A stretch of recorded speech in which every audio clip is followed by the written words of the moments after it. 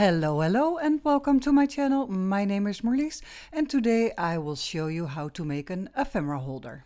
In front of me is like a grungy paper and has patterns on both sides. On top of that I'm going to glue some collages. They have kind of almost a square shape. I'm going to glue them down with Distress Collage medium. Every square that I'm going to glue down represents one of the pages of my ephemera holder. And the reason that I'm gluing down these little collages is because they have a white backing and I want it to be colored and grunged and almost in the same color palette.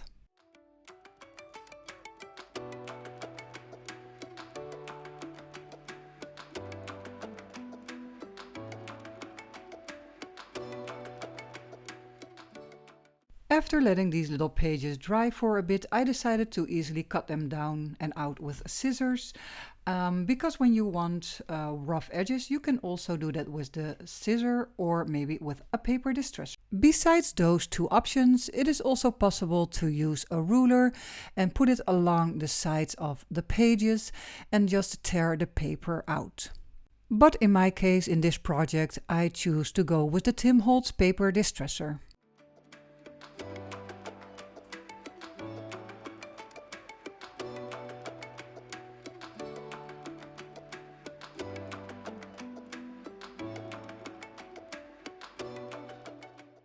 To age the paper and make it more like vintage, I'm going to rub some brownish ink along all sides of the pages, and I'm using the Archival Ink Coffee.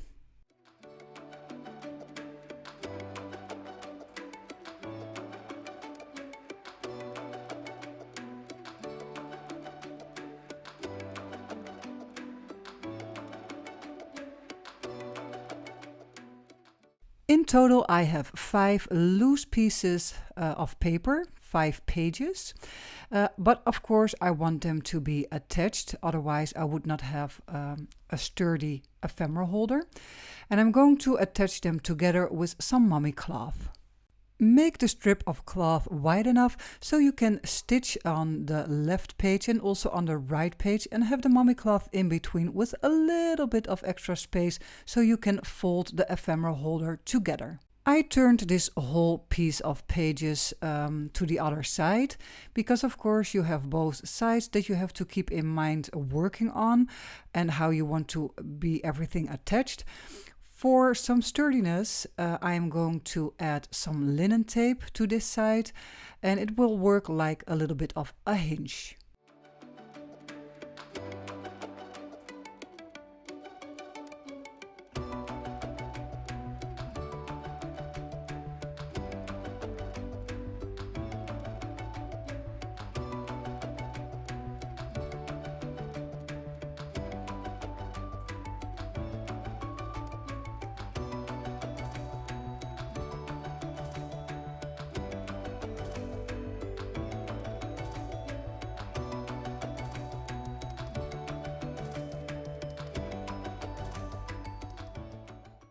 To create some extra layering, I'm also going to add these strips of burlap and just stitch over it again. On the side where I already have stitched down some mummy cloth, I also want to add some extra layers, and I'm going to do that with some baker's twine in a white and blue color. I am putting these pieces of baker twine exactly in the middle in between the two pages in the crease, and I'm going to use a zigzag cross stitch to attach them together.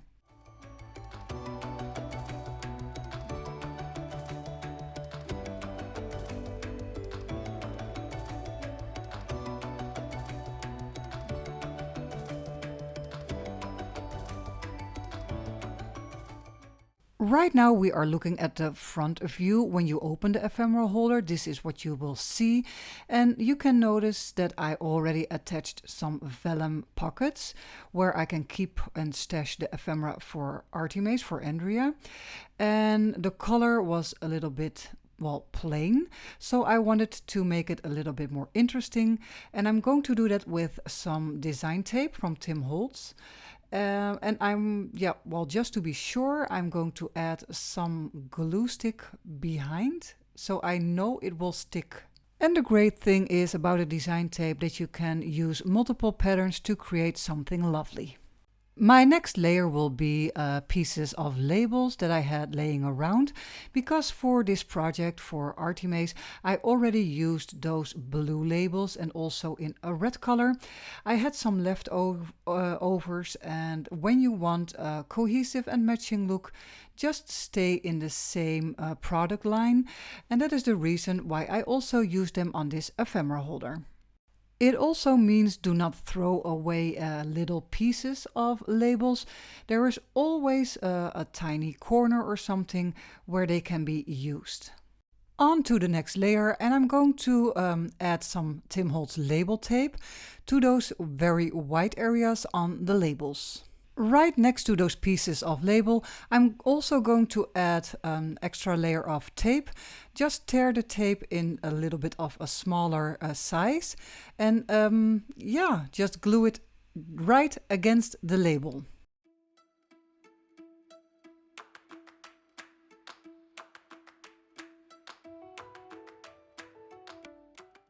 There is quite some white and clear space on those pockets and also on the labels, so I'm going to use a stamp set to cover a little bit of that empty space. And the stamp set that I'm using is a Tim Holtz stamp set Eccentric.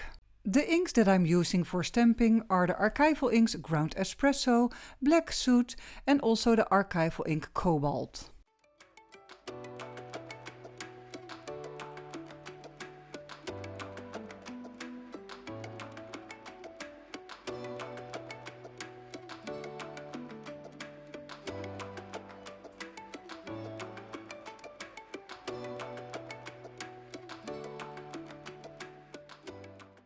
Now that my basic structure is done, the ephemera holder, and also that the pockets are in and having a basic layer to work on, it is time to create an eye catcher for on the top of those pockets.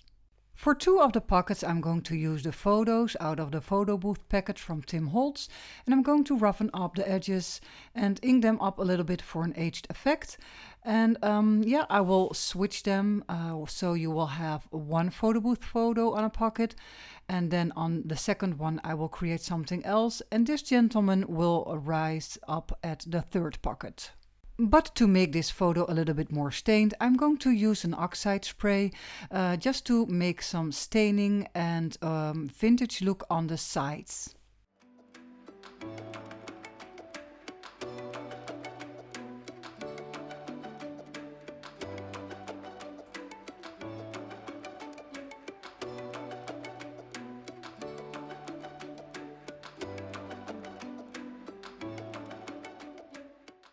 I want to give this photo a little bit of extra layering underneath, so I got out some pieces of fabric and a piece of cloth, just going to tear it a little bit apart so it looks a little bit more aged and damaged, and then stack it on top of each other with the photo for the last step on top. I am also paying attention to add some little details, and the Tim Holtz snippets packs are great to do so, and I am using the snippet pack Curator to put just a little piece of ephemera on the bottom corner of this photo. Just to add a little extra, I'm going to staple it down with the tiny attacher. Here you can already see the finished pocket for the photo of the lady, and I'm going to recreate a similar thing for the photo of this man. Underneath the photo, so on the pocket, I would like to create some extra interest. So I got out some more snippets, also the numbers pack, and I'm going to arrange a little bit of a setting to make it more appealing. As soon as I have chosen the right materials that will go on the pocket, like this little butterfly, I am preparing my papers with some ink on the sides and with the paper distresser.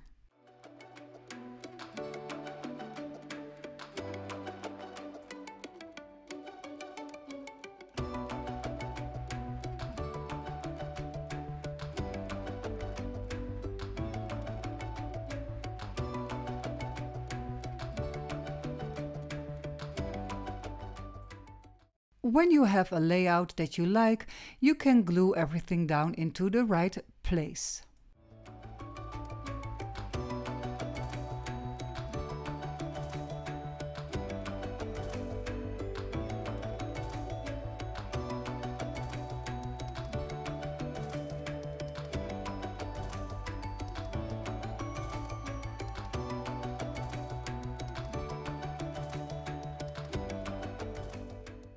Right now we have two pockets with a photo on top as an eye catcher, and I want to do something different on the leftover two pockets. So, but of course still in a similar way and similar material use. But I decided to go with some mini dolls in a group setting. To give the group photo a good setting and some sticking out parts and extra layering, I got out some little pieces of ephemera that I'm going to build up and layer up a little bit. And also on the blank areas on the pockets, I would like some little pieces of ephemera just to give it a little bit more interest when the photo goes on top.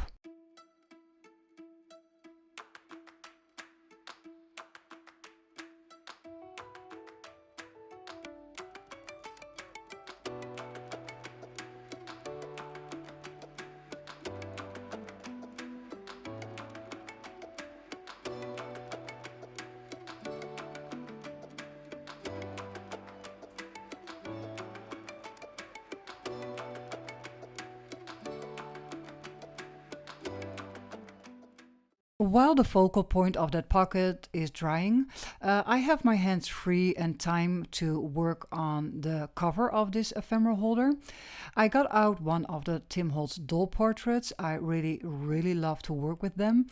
I also have some snippets laying there, the label snippets. And I'm going to create a setting with the portrait in the middle and a little bit of ephemera in a triangle shape around this photo. Of course, I want all to be in a vintage and rough kind of way. So I'm going to ink every piece up and tear some pieces of the paper.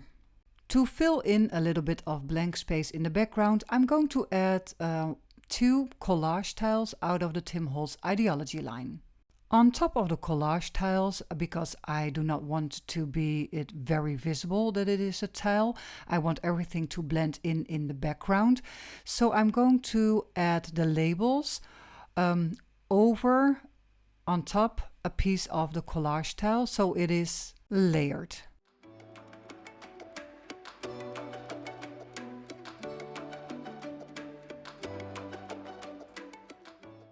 Also on top of the doll portrait, I would like to add some extra layering. I got some strips of paper that I stack on top of each other, and in between those layers I'm going to add these little pieces of snippets, and the snippets are from the Curator pack.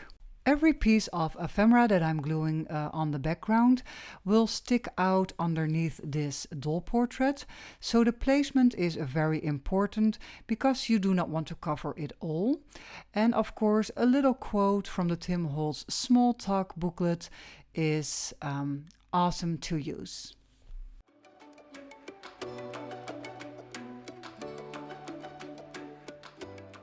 What I notice when I'm looking at this cover right now is that the labels are still white, and you can easily fix that or, well, add something to it by using the Remnant drops. I really love those little details, a little word or just a little number. And it also really makes a difference.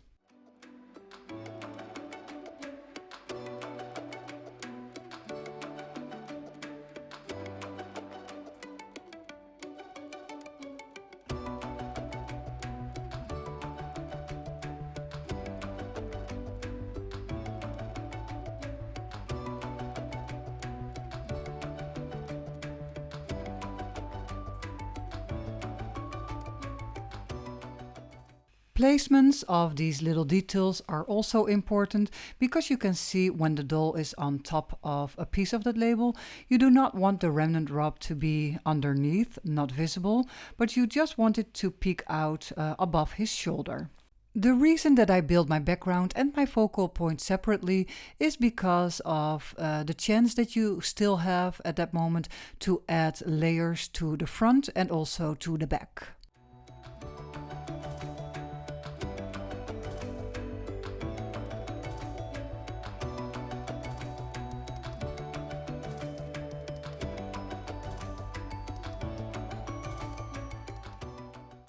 When we are talking about a closure, so the doll portrait is the cover of this ephemera holder.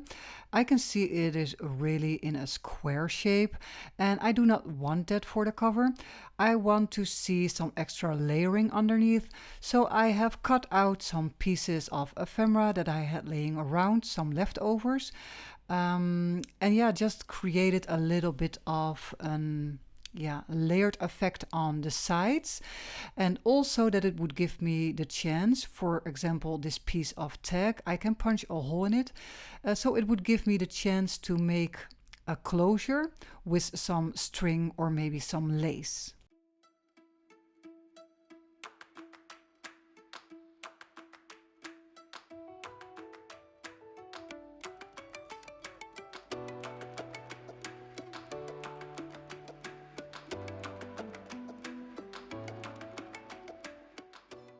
Because I have used the blue and white baker's twine before in this journal, I'm going to use it again for the closure.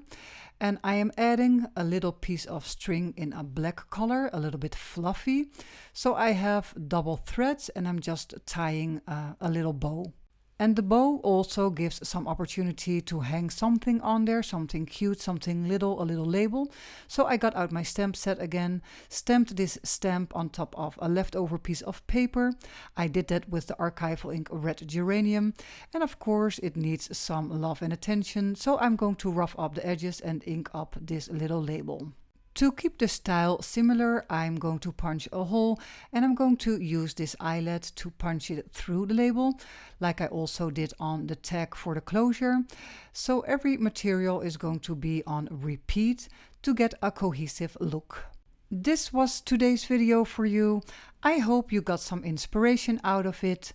When you do, maybe you can subscribe to my channel, hit that bell and get all notifications for new videos.